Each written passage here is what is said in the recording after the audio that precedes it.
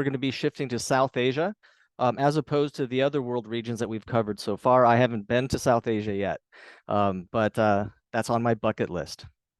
So let's go ahead and get started.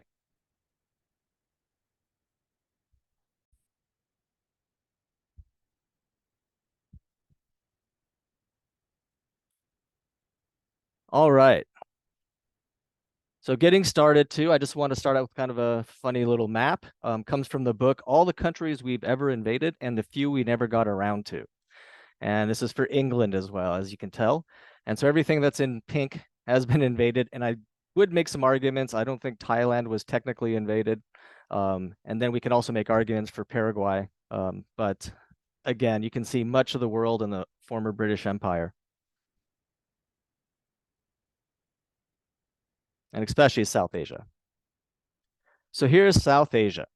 We have several countries here. India is the largest and most dominant one in the region, but Pakistan is also quite large. We have smaller countries such as Nepal, Bhutan, Bangladesh is quite populous, as well as Sri Lanka. And then finally the Maldives, which is this island chains that are down on off the southern side of India. So as an introduction, this is a very diverse region, whether it's culture, language, religion, you name it. It's the second most populous world region behind East Asia, but it is about to pass, and I believe India has passed China in population. It was also, much of it was a British colony, as I mentioned on that previous slides, for several centuries. And then, of course, we do have issues from 1947 when India and Pakistan became independent. They've been in quite a bit of conflict, and both of them have nuclear weapons, which is a scary thing considering how populated this area is, and you really don't want anything to happen. It's also one of the world's poorest regions, just ahead of sub-Saharan Africa.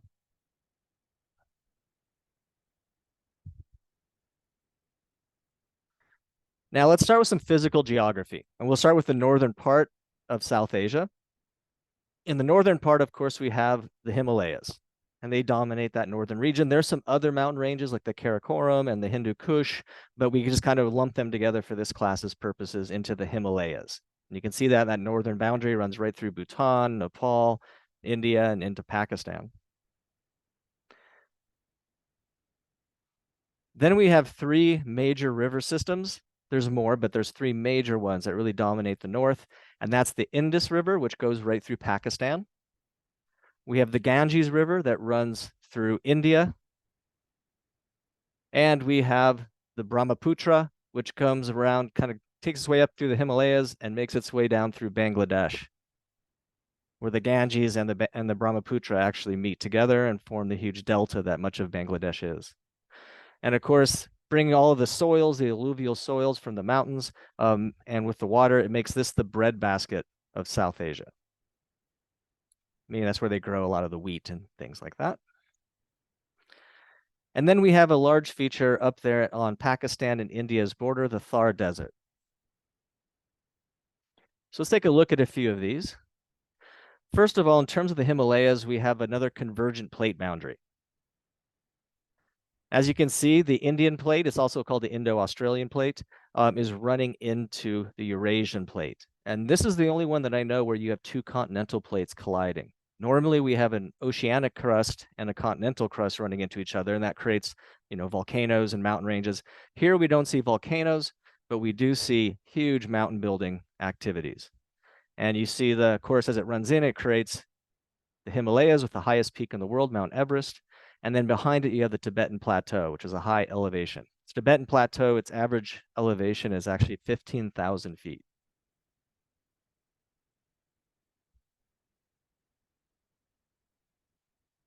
Another interesting thing about this region is if we take a look at those rivers, the Ganges, the Indus, and the Brahmaputra, and I put a circle here on this map, and it shows that the headwaters of them are all really close together up in the Tibetan Plateau.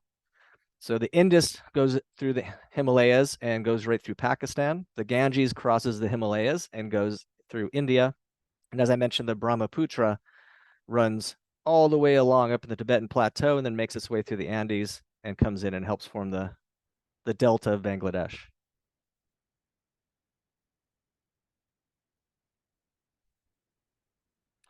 Here's just a picture of that, the Indus River crossing through the Himalayas.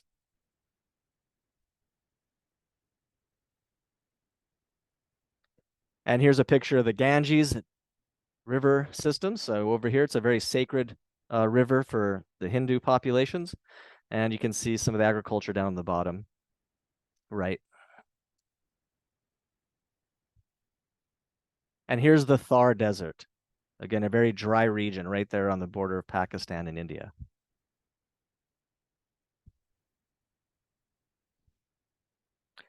Now, if we go down to the southern part, the peninsula part, down in the southern sections of India, we have three kind of major features. The first is the Western Ghats. And this is a mountain chain, a rugged mountain chain that separates the very narrow coastal plain of southern India from the inland parts. Then we have the Eastern Ghats, which is obviously on the eastern side, not quite as high. And in between, we have the Deccan Plateau, which is much more like a steppe climate or tropical savanna climates, as we'll see coming up. It lies a little bit in a rain shadow from the Western Ghats. And then we have the southern islands, such as Sri Lanka, which we'll take a look at in a moment. It's a very rugged mountainous island, but really beautiful beaches and coastal plains, and really good for plantation agriculture, such as tea. And then the Maldives are those small little islands, thousands of islands down there in the Indian Ocean. And as we'll talk about them here in a moment. So here's a picture of the Western Ghats. And the bottom right, we can see tea plantations. They get a lot of rainfall, so they're very lush as well. Here's the Deccan Plateau in the middle. You can see that it's rather arid in many places. Here's Sri Lanka. Again, a rugged mountainous one. You can see especially in that southern half of the island, large mountains, but also those coastal plains. And here's the Maldives. Thousands of small islands, they're atolls, so they don't have a lot of elevation. The highest elevation in the Maldives is 6 feet above sea level. So really low, and they're having very big concerns about global climate change and rising sea levels. And they've already started to move populations from outer islands into the main islands, where they then can maybe create things like seawalls and other things to try to protect against climate change and rising sea levels.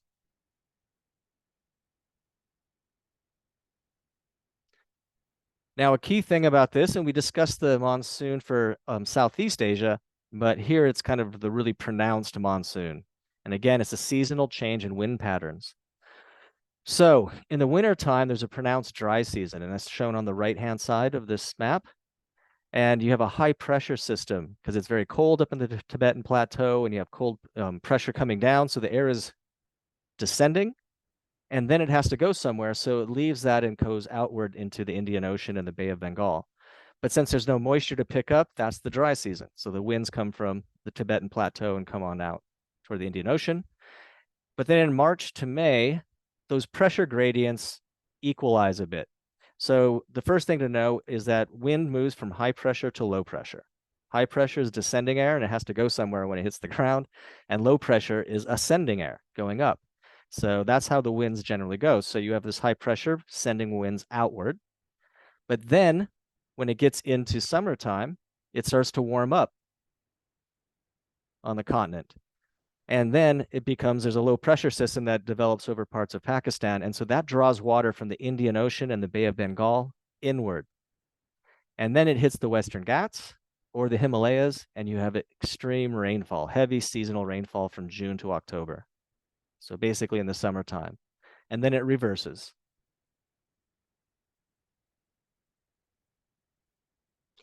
So looking at the climates, the red one, the AM climates, those are monsoon climates. And we can see that in the Western Ghats and the southern part of India, as well as in Bangladesh going up into the Himalayas. Now, behind the Western Ghats, you do have a bit of a rain shadow. So you have some steppe climates, as I showed some of the dry areas of the Deccan Plateau. And then the rest of it is tropical savanna, which just has a wet and dry season. We see that in Sri Lanka as well. It's a very similar pattern that you saw in the Caribbean. And then if you get into central parts of India, around Delhi and the Ganges river system, you have a climate that's very similar to what we see in the southeast of the United States, like Atlanta, Georgia. So you have really hot and humid summers, but then in the wintertime, it's relatively mild.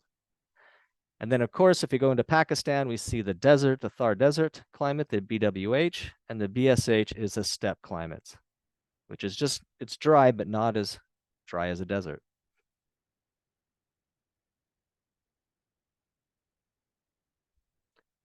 Now, looking at human impact on the environment, on this map, this shows the Asian continent, if you want to call it such, and you can see the reds are high human impact. So with the high population densities and in this region, you can see the high impact. And even in Pakistan, over there, just a little bit to the left of India, you can see along the Indus River, the high population densities. Same thing with the Ganges River system and Bangladesh. So high population densities, high human impact on the environment. Here's a few examples of this. The area that's circled in with the red line up here along the Indus River in Pakistan, that's an area of a lot of salinization. Because it's a very dry region, but you do have this water supply coming through in the Indus River, they irrigate a lot. And when you irrigate, you end up with a lot of salinization. And that's the increasing salinity, salt content of the soils. Because when you irrigate, much of it evaporates, but it leaves behind a lot of the minerals and the salts. And so over time, it can create salinization. You can see some of the green areas of the forest areas, very limited, just some bands up in the Himalayas, as well as the Western Ghats and down in Sri Lanka. And the orange is extensive deforestation, where things have been cut down. And then there are areas of course, desertification in the red or this orange color in Pakistan, as well as in the northern part of India. And then coastal pollution goes all along the coastline. With the high population densities and lack of proper sewage systems, if you will, as well as industry, you have a lot of coastal pollution too. Again, a reflection of the large populations. So here's a couple ones. We mentioned deforestation and habitat loss, things like for agricultural land, fuel wood. Many of the populations are relatively poor and they rely on the forest for their fuel, as well as commercial logging. One interesting thing that I like to bring up is the Chipko movement. This happened in India.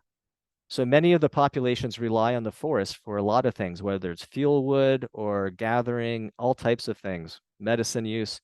And the state of India, and even before the British, when the British were colonial rulers, they gave away a lot of these forests to commercial logging, and the populations were losing their resource. So the Chipko movement was groups of women that would go, and they would go, I guess you can call it tree hugging. That's kind of a term that we hear in the US. But here's one was really trying to save their forests from commercial logging by going and forming human chains around trees and forest areas and hugging the trees so that they wouldn't be cut down, and to try to regain some of their resource base that they rely on. And then we have issues of water shortages and pollution. I mentioned that on the previous slide. Through industrialization, the green revolution, we can talk about that more a little bit later, as well as global climate change. So things are getting drier. They're extracting. The green revolution is based on intensifying agriculture. So selecting dwarf varieties of crops that need more water, they need more nutrients. They also need a lot of things like pesticides and herbicides and all of that to achieve a higher yield. We talked about that with Southeast Asia. And so that happened here as well, except for wheat varieties. But that's taking a lot of the groundwater out.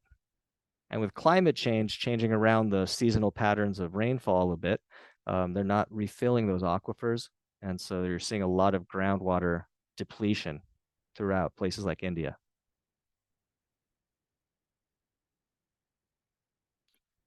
There's also environmental hazards, and the big one is earthquakes. So with this convergent plate boundary between two continental plates, we don't see volcanoes, but we see earthquakes. And so these happen quite often in the Himalayas. And one example is one that hit up in Kashmir, and it killed over 100,000 people and left 3 million people homeless. It happened also as winter was setting in. And so it was very difficult for relief supplies to get up into those mountain regions of the Himalayas.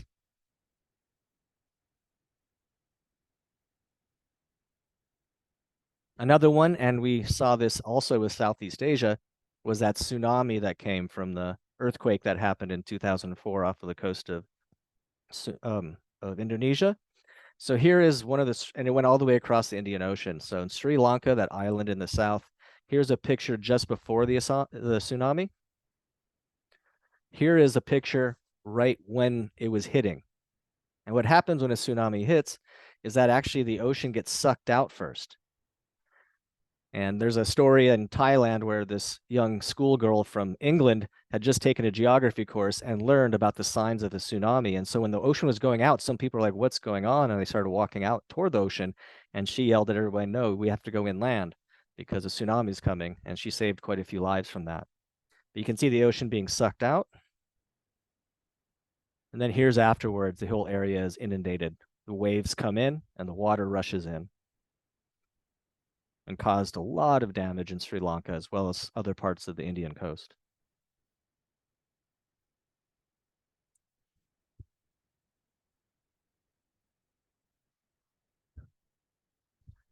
Okay, we're going to stop there. We're going to finish off the physical geography at that point. And in our next video, we're going to talk about population geography.